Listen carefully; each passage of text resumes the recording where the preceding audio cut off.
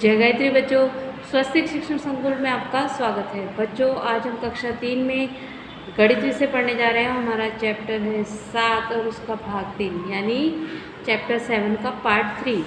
तो आज हम क्या करने जा रहे हैं? यहाँ पे पूरक अभ्यास। क्या करने जा रहे हैं? पूरक अभ्यास।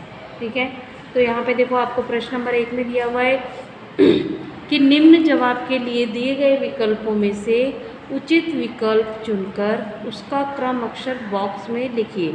आपको यहाँ पे प्रश्न दिया है, उसके 4 ऑप्शन यानी 4 जवाब दिए हैं। उसमें से जो सही जवाब है उसका यहाँ पे जो बॉक्स दिया है उसमें उसका नंबर लिखना है। ठीक है, तो पहले प्रश्न में आपको दिया हुआ है कि निम्न में से कौन सी क्रिया को करने में मिनटों लग जाते हैं। कौन सी ऐसा कि यहाँ पे 4 काम दिए हुए हैं, जिसमें से कौन सी ऐसे काम है जिसको करने में आपको मिनटों लगते हैं, यानी मिनट भर में, मिनटों में वो काम होता है। दही जमना, दूध का उबलना, स्वेटर बुनना, आम का पक जाना। इनमें से कौन सा ऐसा काम है जिसमें आपको मिनट लगते हैं, यानी मिनटों में काम होता है? तो वो है दूध का उबलना। क्या है? दूध का उबलना। यानी हमारा जवाब क्या हुआ? क। क्या हुआ? क। तो हम यहाँ पे क लिखेंगे। फिर उसके बाद में आगे आप देखेंगे,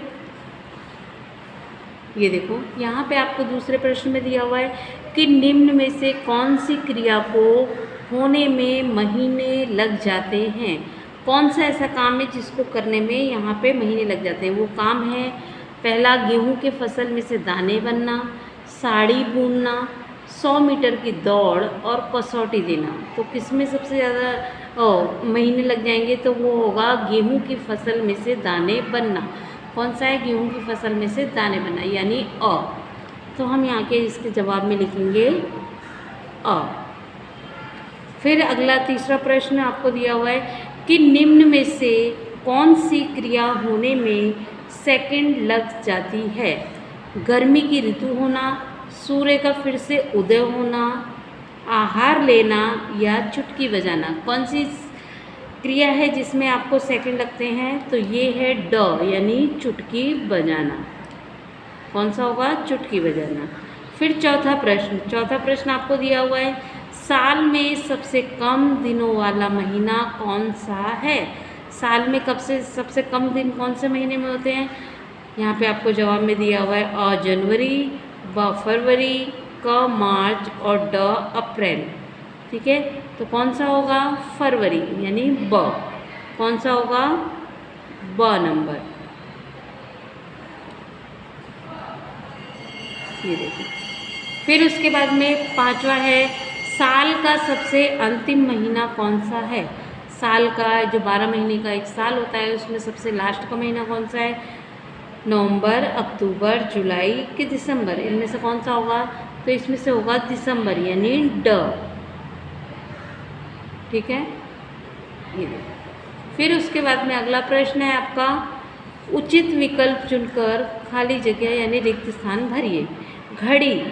घड़ी में 1 से कितने तक के अंक होते हैं? तो 10, 12, 14। कितने अंक होते हैं? 12 तक। कितने? 12। तो यहाँ पे हम लिखेंगे 12।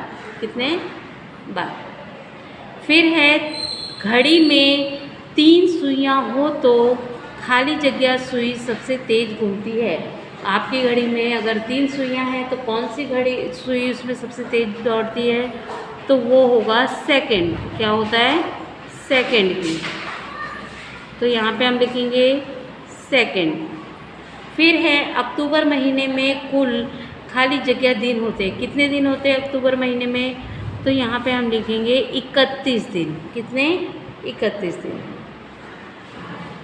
फिर आगे चौथे प्रश्न, फरवरी के बाद कौन सा महीना आता है? तो बच्चों, आपको महीनों के नाम मालूम है, तो फरवरी के बाद कौन सा महीना आएगा? अप्रैल। कौन सा? अप्रैल। फिर है, नवंबर के पहले कौन सा महीना आता है? तो नवंबर के पहले कौन सा महीना आता है? आप गिन के देख लीजिए, तो कौन सा आएगा? अक्टूबर। कौन सा आएगा?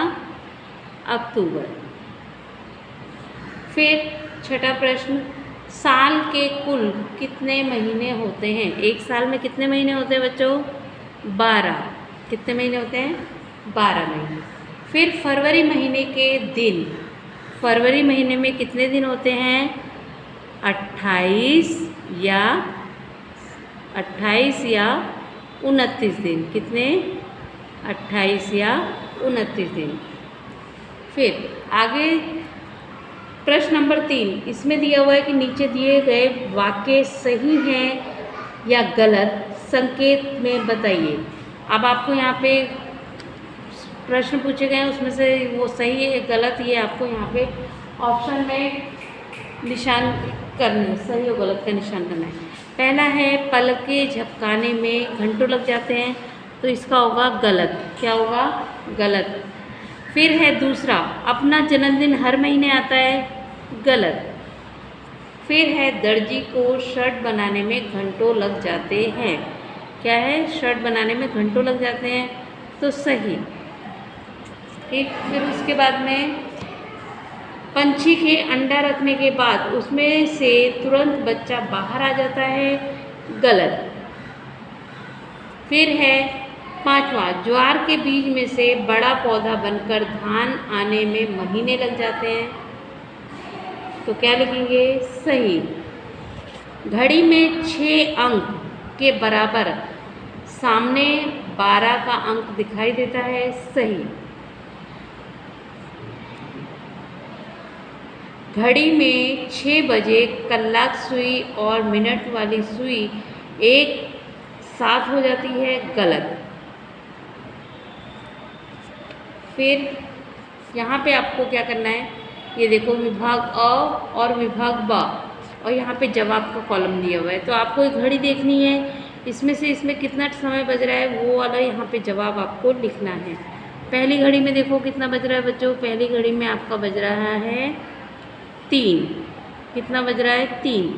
तो यहाँ 3 ये रहा, तो हम यहाँ पे लिखेंगे 3, यानी इस तरीके से हम 3 बजे, तो हम यहाँ लिखेंगे 3 बजे।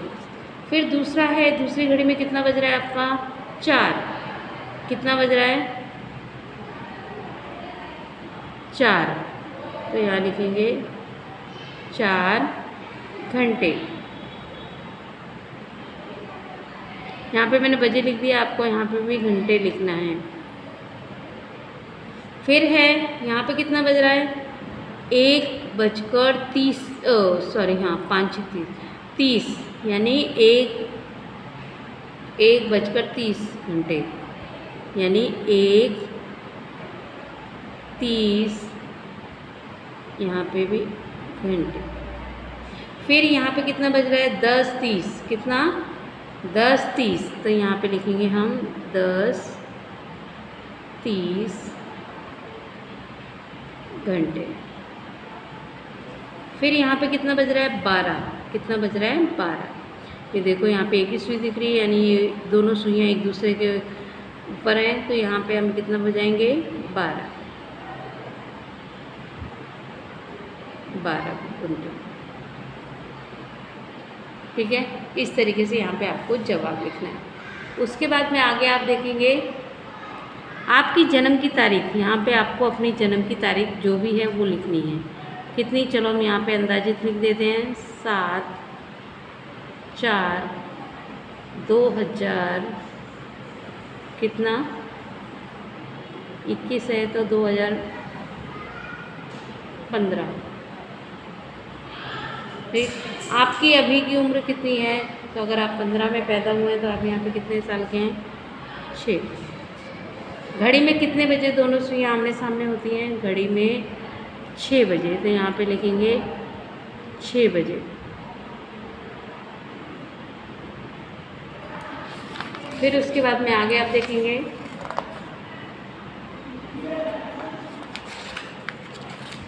ये देखो यहाँ पे आगे 1 महीने में कितने दिन होते हैं? तो कितने दिन होते हैं? 30 दिन या 31 दिन?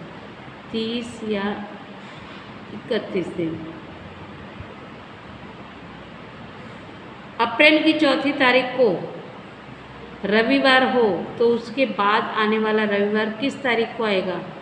तो वो यहाँ पे आएगा 11 अप्रैल। कितने को? 11 अप्रैल। फिर किसी भी कैलेंडर में एक तारीख के नीचे दूसरी तारीख कौन सी तारीखें आती हैं? तो हम यहाँ पे लिखेंगे 8, फिर 15, फिर 22 और फिर है यहाँ पे 29। कितना? 29। ठीक।